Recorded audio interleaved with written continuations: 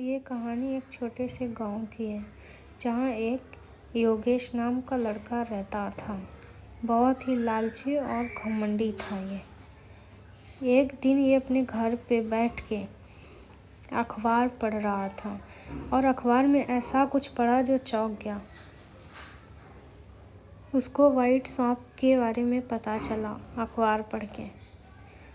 दूसरे दिन वो बहुत खुश था कि मैं सांप को पकड़ के धनवान बन जाऊंगा, अमीर बन जाऊंगा।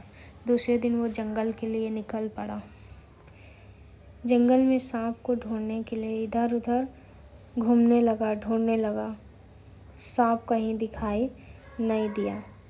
फिर कहा मैं अब वापस घर जा रहा हूँ, कल आके फिर ढूंढूंगा। फिर वो घर चल गया।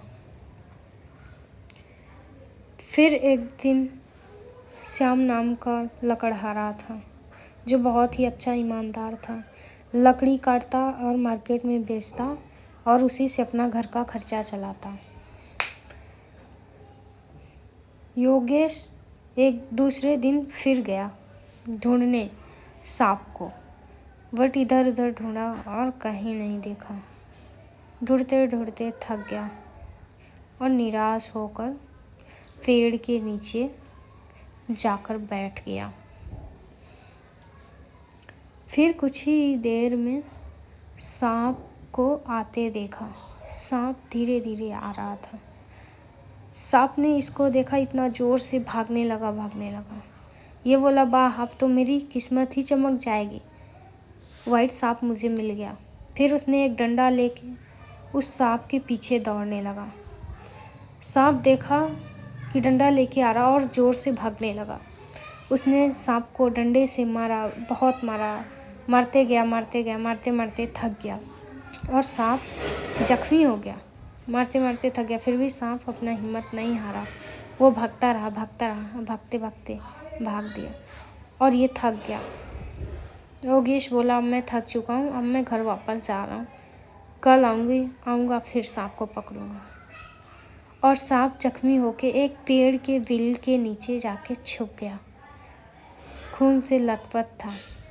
फिर लकड़हारा सुबह लकड़ी काटने आ रहा था। बोला, सांप को देखे, तुम्हें क्या हो गया, कैसे जख्मी हो गए? सांप बोला कि कोई मुझे पकड़ने आया था और मुझे बहुत चोट लगा। लकड़हारा बोला, चलो मैं तुम्हें अपने घर ले चलता हूँ और जब तक तुम ठीक ना हो जाओ मैं तुम्हारी सेवा रक्षा सब कुछ करूँगा। सांप बोला, ठीक है। लकड़हारा उठा के सांप को लेके घर पे अपने गया और उसे एक लकड़ी की तख्त में लिटा दिया। दूसरे दिन सांप ठीक हो गया और ठीक होके लकड़हारे का शुक्रिया अदा किया। बोला, धन्यवाद, तुमने मेरा जख्म ठीक कर दिया और मुझे इतना संभाल के रखा, मेरी सेवा की। लकड़हारा बोला, कोई बात नहीं। फिर बोला कि चलो मेरे साथ जंगल। लकड़हारा बैग में सांप को रख के सर पे रख के जंगल की ओर निकल गया।